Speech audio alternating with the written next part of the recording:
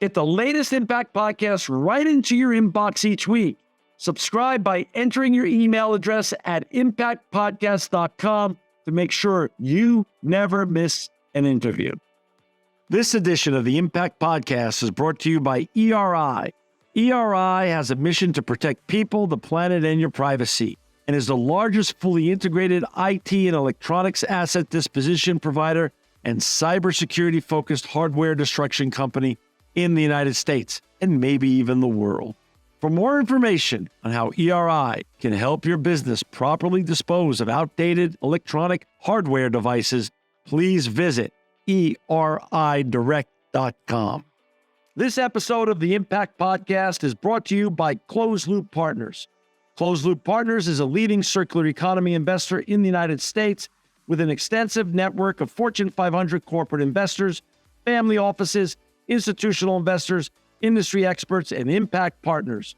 Closed Loop's platform spans the arc of capital from venture capital to private equity, bridging gaps and fostering synergies to scale the circular economy. To find Closed Loop Partners, please go to www.closedlooppartners.com.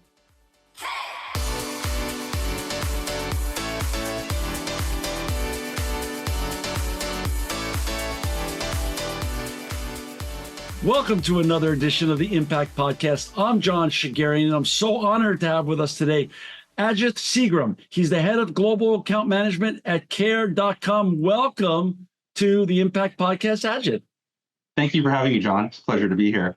Hey, Ajith, before we get going and talking about all the important, impactful work you and your colleagues are doing at care.com, can you share a little bit about your background? Where were you born? Where you grew up? And how did you get inspired to get on such an important and impactful journey that you're on right now? Oh, thank you. It's a great question. So I was born and raised in Toronto, Canada.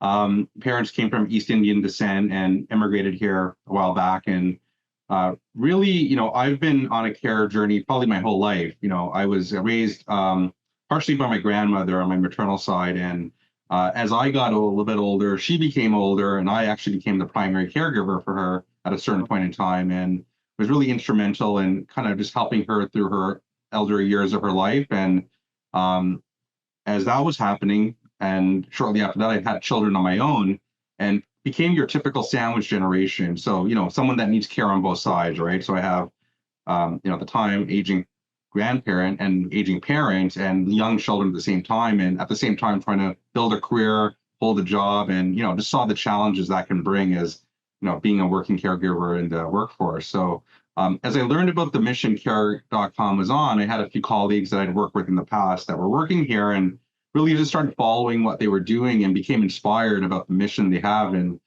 how they really help people to address the care needs, which are so important in everyone's lives, but also really equip them to excel their careers, particularly women, right? And I think we saw in the pandemic, a lot of women leaving the workforce just because of access to care and other options weren't yet available. And it really has put our society back, right? So for me, I'm proud to be part of this journey. I really believe in what we're doing as a company and really helping employers provide that care benefit to their employees to keep them productive, keep them focused, and really keep them happy. That's wonderful. Talk a little bit about care.com. When did it start, and what was its mission originally when it set out and it launched and it started to scale? Yeah, it's a great question. So care.com, I believe, was founded in 2006 by Sheila Marcello. And she was someone who was also struggling through her own care journey herself, right? I think she was looking for care for her young children. She was taking care of an aging parent, and kind of as she was navigating the care landscape, really identified this gap in the ability for people to access care. And she had kind of created the concept of care.com as being a place where people could come for care. So originally started as a consumer website just for people like you or I to be able to, create an account and basically find caregivers to help them and give a place just to kind of, find more information, screen them, book them, and really kind of work with them going forward. So originally it was B2C. Originally was B2C, correct. So then what happened? What was the evolution? Yeah, it's a great question. So we had a very large tech company approach us or approach our founders at the time. And had basically indicated they had a large percentage of their employee population that were purchasing consumer memberships from care.com.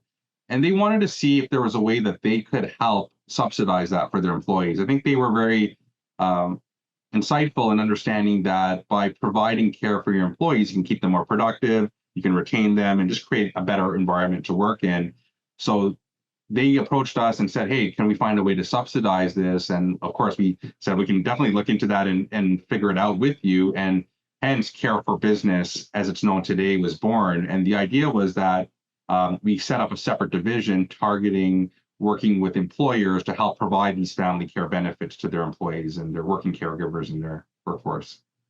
Got it. And now the original founders sold the business and it's now owned by IAC or something like that? Yeah, I believe the company went public, was on the NASDAQ, and it was acquired from IAC and by IAC in, I believe, February 2020, And right when before did the you, pandemic. and Ajith, when did you join? I joined in October of 2020, so right in the midst of the craziness of the pandemic. And Right. at the time, actually, the pandemic it actually amplified the need for care because I think it took people out of their regular routines. Their regular care options were not available. Daycare centers were closing down during these lockdowns, and really companies started to get more desperate to be able to do things for their employees, right? And I think that we had a lot of companies approach us. We partnered with a lot of companies to set up new programs to provide that care benefit to their employees. Many of them are now working remotely or doing different things outside of their normal day-to-day routines. And really their care needs had to change, right? And what's interesting is if you look now as people are returning back to work, the same thing is happening, right? So people have made arrangements for care when they were working from home remotely. As companies are asking people to return to the office, their need and their care options have changed, right? So now they're looking to, okay, I may be in the office 3 days a week and home 2 days a week. So I need to have kind of some flexible care options that can help take care of my loved ones while I can stay focused at work. That's so interesting. And so, I never heard that terminology before, but it makes so much sense. The sandwich generation, both up and down, having challenges of, parents, grandparent care, and also children care. I mean, it really makes sense what you're saying. And you are the head of global account management for Care.com's enterprise segment, right? Care for That is business. correct. That is But is there correct. still a Care.com consumer version as well? There is, yeah. So we're continuing to provide care to consumers, continue to evolve our platform. And basically, we have a digital marketplace that allows consumers and users to find the care that they need, right? And this can vary from childcare, adult care, pet care, even housekeeping, right? And things we consider Really? self-care, right? So it's really become the world's largest platform for care. And we're continuing to evolve, enhance it, and bring new features and continue to grow our network of caregivers. So let's talk about care for business, since that's what you oversee. And what? So if you and I are in an elevator together, and we're in a big city, and we're going to the 60th floor, but we're on the ground floor now, and I say, "What do you do, Ajith?" And you tell me what you do. You give me your title, and I say, "Okay. So what does Care for Business do for employers? What do you guys do for employers? What's your compelling pitch?" Great question. So ultimately, we partner with our clients to provide them a full suite of care solutions, right?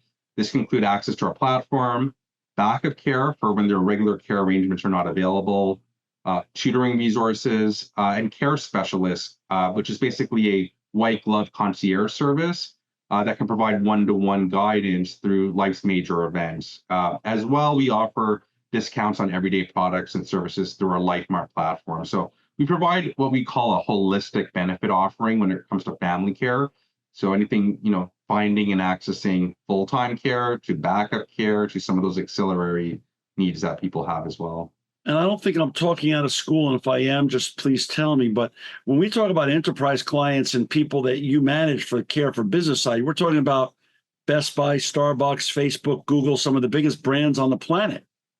That is correct. Yeah, we service a lot of Fortune 500 and Fortune 100 clients. And more, I think companies are realizing that family care benefits are becoming table stakes.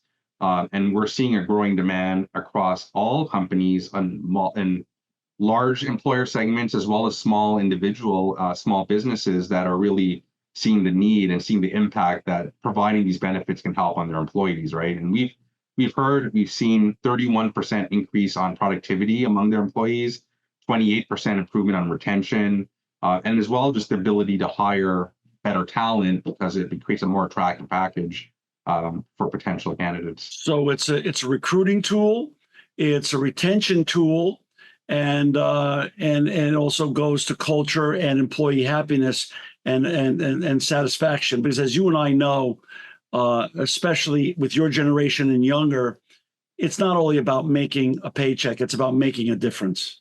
Absolutely. Put simply, offering family care benefits to employees is smart business, right? Workers stay satisfied, they're more productive, and most importantly, they come to work for you and they stay working for you. It's a great point. Ajith, what is, uh, without giving away which of the brands, but these are big brands you're dealing with. These are big enterprises. What percentage of employees take advantage of the package that you offer? Is it 5% at each company? Is it 10%? Is it more? Is it less? Where, I mean, how much use are you getting when these brands offer these amazing and wonderful and relevant services that Care.com has? It's a great question. So I think it kind of varies from product to product. I would say when we look at our surveys that we've done, 81% of employers have really said that companies have had it's had a positive impact across their entire workforce. When you look at things like enrollment and benefits, we see ranges anywhere from 10 to 20 to 30%, but it really varies on industry. So you see maybe some industries like manufacturing that may be more male dominated might have a slightly lower take rate than other. Healthcare is a big one where we see, especially with like longer shifts and more kind of last minute changes, much more higher enrollment, but ultimately it varies. But the one thing I can say is like, it's kind of like insurance in the sense that it's also a benefit that's there for you when you have the need, and maybe you don't have a need right now, but it's also comforting to know that should you have a need, particularly as it relates to senior care, because sometimes, things can change very quickly in terms of situations. And again, you might be at a point in your life where maybe your children have aged out and you don't need that level of care, but maybe some of your aged loved ones are at the point where maybe they may not need care today, but in the near future they would. So again, this is something that kind of grows as your use case grows. And then as you look at our other products, such as like our care specialists and the one-to-one, concierge service we provide, we cover a large variety of different life events, right? Anything from you're getting married to moving to whatever, and we can help employees, along that journey. So by doing that and offering those services, we're really helping employers provide more benefit equity and reaching people that may not have taken advantage of traditional family care benefits. Got it. Is this the companies that we talk about, the enterprises, these iconic brands, Facebook, Google, Starbucks, Best Buy, that are using your great products? They're big brands. Is your care for business and enterprise segment also for smaller companies, companies that do 10 million in sales or 50 million in sales or 100 million in sales? Where is your sweet spot of business besides the large enterprises? Is it also set up for smaller businesses as well? Yeah, absolutely. We have clients as small as 10 employees that still see that value in our benefit, right? And I think the end of the day, regardless of how big the company is, individuals predominantly all have care needs, right? Everyone has some loved one that they're going to need to take care of probably at some point in their life. And one of the things about smaller businesses is when somebody's out and there's only a 10-person organization, it has a much bigger impact on the day-to-day operation of the business. So we actually are seeing a much bigger demand in that segment over the last few years, I think. And I think especially after COVID, we've seen a significant uptake in that small business segment. But we have clients of every size across almost every single industry. And again, and that's really compelling for me to see, because it means that, we're able to help people of all different types and sizes, right? And really cast a wide net. And sometimes we tailor our offering for different industries and different sizes. But at the end of the day, we have something that we believe can help everyone. How do you get the word out? Like, what kind of marketing do you do? Is it word of mouth? Does, because as you and I know, it's a small world out there. So does Best Buy tell Target and Target tell Walmart, and that's how you get the next big retailer? Or are you out there actively marketing and things of that such? How does that? How does your sales cycle typically work? Yeah, so it's a variety of different things. We try to market when we can. We try to partner with our clients to do case studies, testimonials to help them tell their story about how we've been able to help them.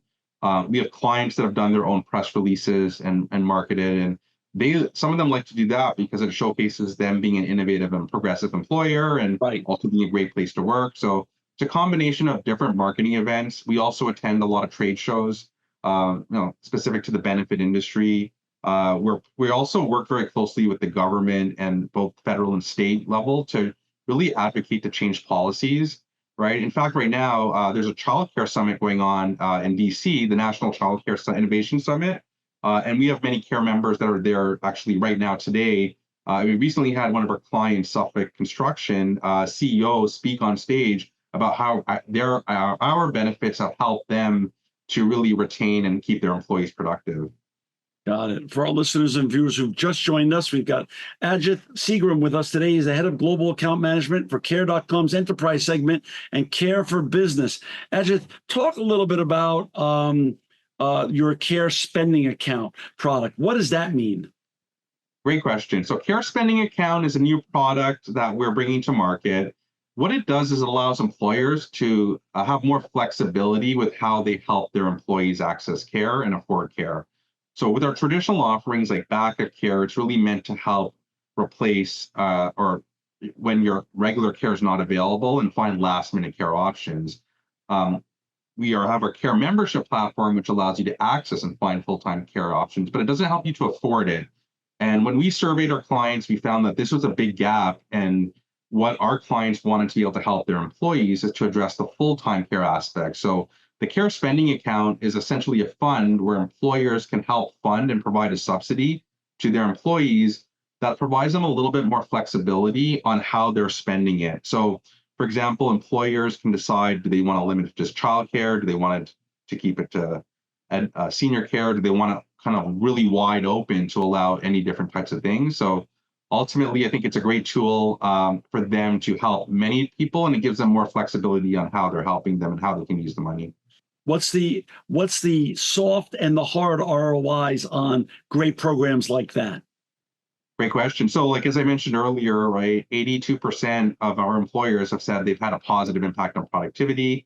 81% have said it's had a positive impact on retention and recruitment, and about 76 for senior care benefits as well. So those are pretty compelling numbers. And when you think about, turnover, the average time people stay in their job today, like I think retention and attraction of talent are very key strategies for companies. People are, companies' biggest assets, and I think it's about helping keep their best people, keeping them motivated, and keeping them present too. So it's not just being at work, but it's able to be at work while be having confidence that your loved ones are being taken care of in good hands. Let's talk about practicality. So whether it's from a consumer point of view, because I'm both a business owner, CEO, and also just a consumer as well, is one of the great benefits of Care.com's mission and value proposition, peace of mind, that when I use your great products and services, whether I use it through your enterprise and business segment, which you run,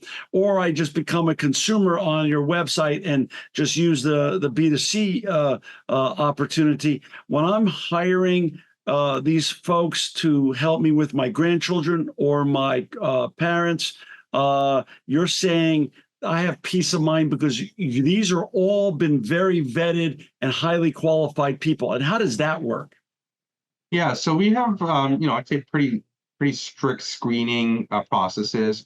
We take safety very seriously, so we've invested a lot in, being able to screen and what we call care check our caregivers. We also give users the ability to do more enhanced type of background checks. So should they want to, they can pay an additional fee and do a more robust check. So again, for those people that just want to have a little bit more confidence in what they're doing, they can access those reports themselves before they make a decision to hire a caregiver. And is your network, is it fair to say that your care.com network of caregivers and service providers the largest one in North America? Yes, absolutely. This is a fascinating business model, and one that I assume that when you look at statistics of the sandwich generation, as you call it, which is a great name, that's a very fast growing segment of the population. It is, but you know what's actually even more interesting? What we've learned in one of our recent future of benefits report is caregiving is now actually affecting almost every single generation in the workforce now. And if you think about it, we have like 4 or 5 different generations in the workforce. And whether it's senior care or adult care, almost every single generation has some responsibility for care going on, right? Whether it's your parents or your grandparents, and I think just more modern and complex families create, more different care needs. But again, that's something that was a bit eye-opening when we looked at that survey to see, like, it's not just your stereotypical generations that you think are taking advantage of care. It's pretty much everyone across the spectrum. So I call and I contact my care.com rep, and someone goes out to help one of my parents, but there's not a good chemistry between that caregiver and parent. Changing the caregiver, not a hard thing, part of just the process of getting the right chemistry between the people they're caring for and also the caregiver itself. Yeah, definitely. I think it comes down to personal preference. One of the features you have is you have the ability to read a little bit about the caregiver before you decide to screen Cool. them. You can interview them, you can chat with them before you decide to commit to them. So many people, including people that I know that work at care.com, have really found caregivers that have stayed with their families for many, many years, right? And Wow. whether it's like maybe they started looking after children and down the road, maybe they had children. So like I think that it really helps people form that personal connection. We equip them with the tools to be able to find the people they want, but ultimately, it's a very personal decision, right? On who Sure. you want to take care of. And I think everyone has some personal preferences, and they just incorporate that into their search and screening. And, we try to match them as best as possible to what they're looking for. But at the end of the day, it's incumbent on them to decide, is this the right person for, the need or the role they're looking to fill. Ajith, you've been there 4 years now. What does the future look like? What are you excited about? And how much growth do you have in front of you? Well, I think the growth potential is unlimited, right? And if you look at what's happening in the US, right, you have a couple of events that have really happened, right? We're coming off the heels of the pandemic. You have the cost of childcare that's rising significantly year over year. And then we have what we call the care cliff, which is basically the expiration of the funds that the government put in place temporarily during COVID that have now expired. So now you're having a lot of daycares being closed, which means that there's less availability, there's less supply, and there's more demand, and it's harder. So for me, this problem is only going to get worse in terms of people being able to need, find, and access care. So in terms of what we do, I think it's something that this need is going to just continue to grow, and our role is going to be more and more important. And that's why we're not just working with clients, but we're also working with the government and policymakers to try and advocate to change policies to be able to just address this in the longer problem and the bigger picture here, right? So it's not just about helping individual companies one by one. We're actually trying to change the entire viewpoint of childcare and how important it is to the success of a nation, and really work with the government to modify the policies, modernize them, and really equip people to be able to afford and access care. And elder care too, right? Absolutely, right? Yeah. You have the aging baby boomer generation. The number of seniors that are going to need care in the next few years is going to outweigh the amount of people that there are taking care, right? So we also are doing more grassroots things as well and trying to bring more caregivers into the market, doing local events in other areas to acquire more caregivers. So it's really trying to build a supply to keep up with the demand.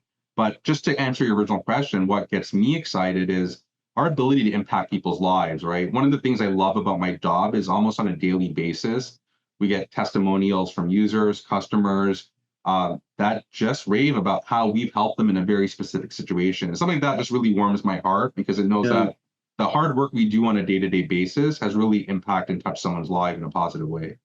That's so great. Is this, without giving away any secret sauce or any plans that your competitors could look at? Or is this a business model that can be replicated and you guys could take this to Europe, Asia, and other parts of the world? I think so. I mean, I think that each country needs to be looked at a little bit uniquely because the environment and the subsidies the governments provide vary from country to country.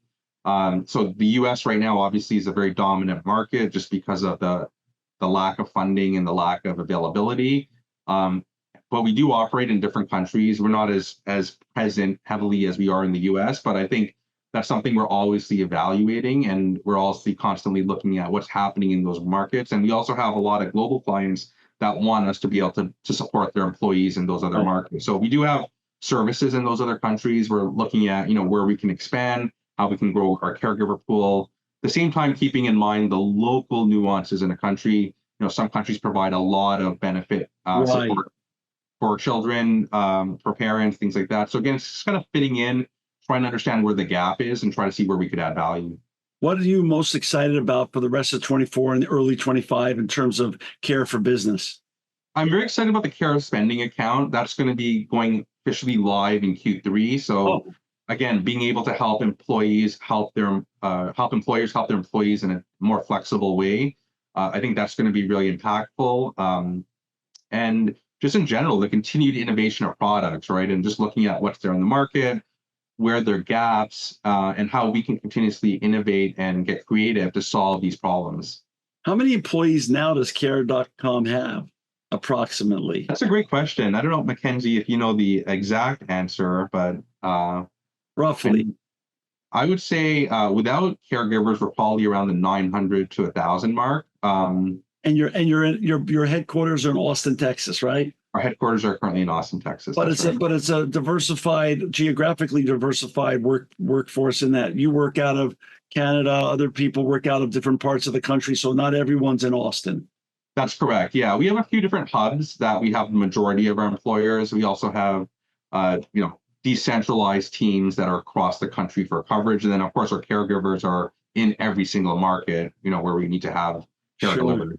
And you're in all 50 states and all across the United States. We are definitely across all of the United States. Again, from a caregiver coverage perspective, one of the things we continuously look at is supply and demand data. So we constantly evaluate where we're getting needs and requests and looking at our supply and trying to, continuously invest in improving our supply to keep up with the demand. At the same time, just looking at, areas we call caregiver deserts where there's some areas where there is no available caregivers or daycares within a 15-mile radius, right? So we're looking at those areas as well and trying to see what we can do in those areas when there's big populations of people looking for care to really help improve and just deliver care, further and wider and across the country.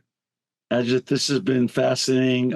It's such a great business model, and it's so important that we take care of our young ones and our older ones. As you say, the sandwich generation definitely needs some assistance to make their lives better and their loved ones' lives better. I just appreciate the time of you taking to explain this all to us for our listeners and viewers to find Ajith and his colleagues at Care.com and Care.com for Business. Please go to Care.com, /business. Ajith, thank you so much for not only your time today, but I'm also grateful for what you and your colleagues have created and what you're scaling, and actually for making the world a better place. Well, thank you for having me, John. It's been a pleasure, and look forward to connecting again sometime soon. This edition of the Impact Podcast is brought to you by Engage. Engage is a digital booking platform revolutionizing the talent booking industry. With thousands of athletes, celebrities, entrepreneurs, and business leaders, Engage is the go-to spot for booking talent, for speeches, custom experiences, live streams, and much more. For more information on Engage or to book talent today, visit letsengage.com. This edition of the Impact Podcast is brought to you by ERI.